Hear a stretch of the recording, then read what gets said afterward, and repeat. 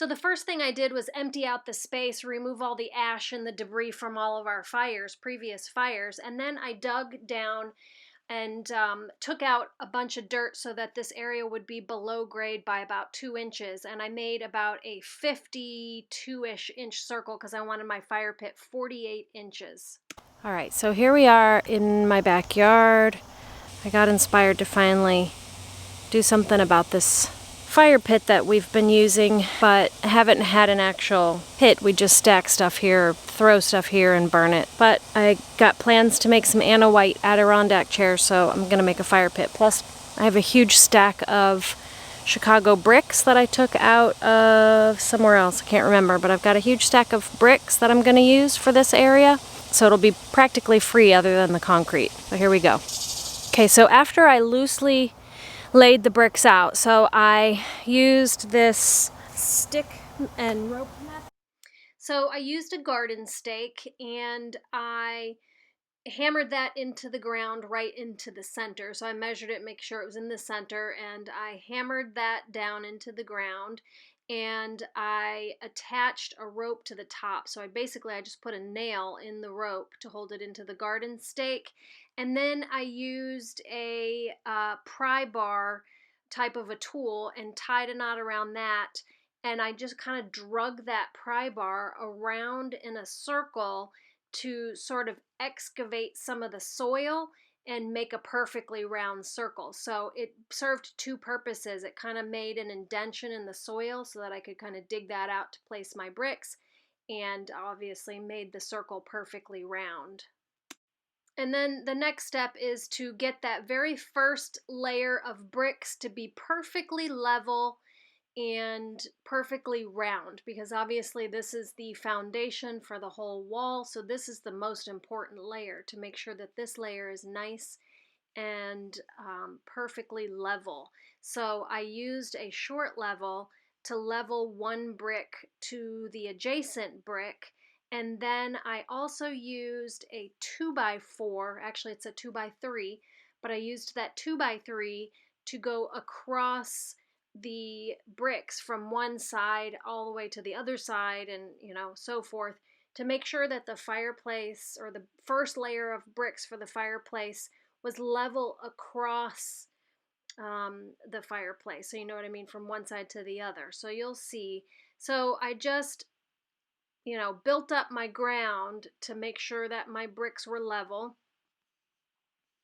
and placed my brick, patted the soil down nice and firmly so there wouldn't be any shifting, placed my brick, and then I just leveled up each brick. And then you saw I did the 2x4 there to make sure that the bricks were level all the way across. And here I'm getting back to the beginning of my circle and making sure that those are all level as well. Okay, so now I've got the whole first layer of bricks in, and I think that they're pretty level. So I'm just checking the level all the way around and doing any kind of fine tuning if anything was off level, because this is obviously the most important part, this very first level. If this level is not good, then the rest of it's going to go up. The rest of the bricks are going to go on top, and they're going to get unlevel as well. So this is the most important part, to make sure that it's level. So take your time on this and just recognize that it's going to be a little while.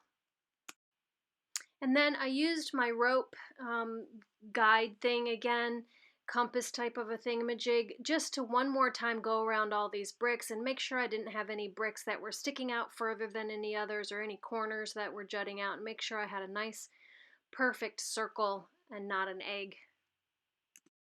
Then the next step after dry fitting all the bricks was I poured Quikrete around the outside edge, and you see that concrete ring around the outside edge of my fire pit now.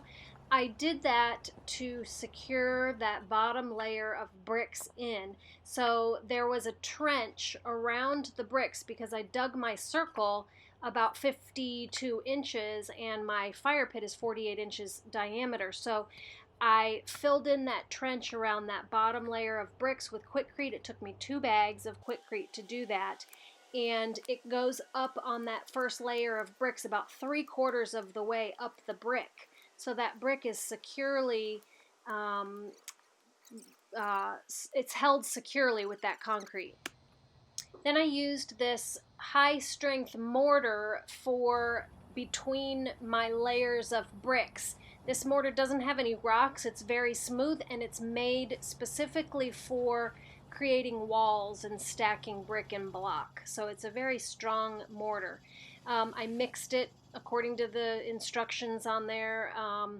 I put it into a wheelbarrow liner and mixed it in there with my hose, and yeah, just mixed it like you're supposed to. It comes out probably like toothpaste or like peanut butter, and it's very easy to work with because it's nice and smooth.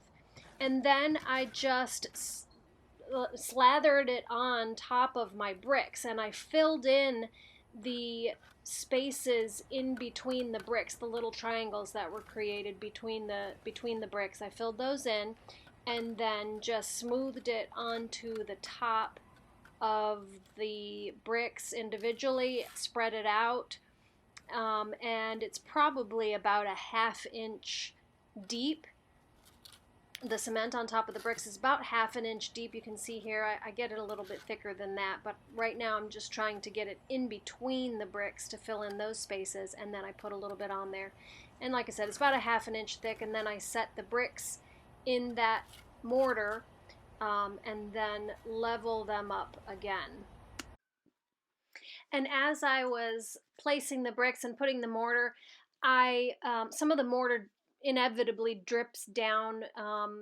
So I just kind of smoothed out the cracks in between and kind of pushed the mortar back into the cracks and crevices, and you just wipe the mortar off as you're going.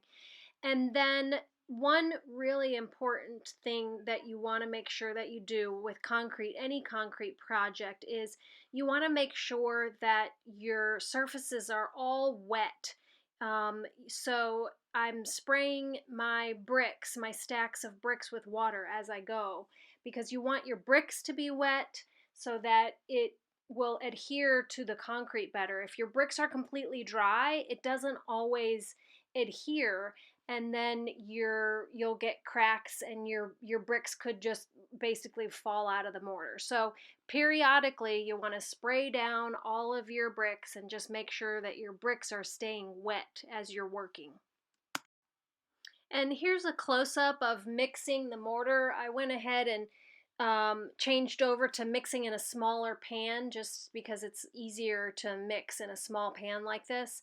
And I just wanted to show you a close-up of the consistency, and the way that I finished up this wall is I just put on a glove and started just smearing it on with my gloved hand. I found it easier to get the mortar into the cracks between the bricks, and it was just faster and easier to glob the concrete on top with a gloved hand rather than trying to use that trowel. It was neater. I had more control of the cement, so less of it ended up on the ground, and then I was able to smooth out those joint lines between the bricks with my gloved finger or my knuckle. So this method is a little bit more or a little bit faster and more efficient than trying to put it on with a trowel. And then the last layer I did in the same fashion, just plopped the mortar on there and then used my gloved hand to fill in all the spaces. I'm going to show you just a little bit of this even though the focus is really off. I'm sorry about that. But I just wanted you to see how I did that very top layer and how I just smoothed out all those creases with my gloved hand. And then after I got all the mortar in there, I did the same thing on the inside of the fireplace. I smoothed in some mortar in between the cracks with my gloved hand, just like I did on the outside, so that the wall would be nice and smooth. So make sure you do the inside of your fireplace as well, because you're going to see that when you're sitting there at your fire pit, looking at the inside of your fire pit. So make sure you get all those mortar, those cracks all filled in with mortar, so you don't have open spaces between your bricks on the inside. And then I just used a sponge and I cleaned off my fire pit with a wet sponge, just like you would do on a tile job. Just wipe the bricks off with your sponge, and there you have it, a nice clean fire pit ready to go. But that's not all I did. After that, I used a 1 by that was about 6 feet, 5 or 6 feet, and I used that to carve out the outside for my pea gravel. So I just went around the edge of that 1 by with a shovel to create the circle around the fire pit. And then, of course, I used some weed block fabric. I put that down with the stakes that come with it, and I bought some extra stakes to hold that down real firmly in place. So just cut that around there and stick it in the ground with the metal stakes, and then dump the pea gravel on top of it, and then spread out the gravel, and then you're pretty much done. It took me, I bought a quarter of a yard of pea gravel, and I really needed probably a little bit more. It does cover it, but it's a little bit thin, so a half a yard would have been better for this project. So now the only thing I have to do is finish up my Adirondack chair build, which I've already started. I've got one complete and 3 of them halfway done. I'm using the Anna White Adirondack chair, so stay tuned for that. Check out the Adirondack chair video next. They're really easy to make.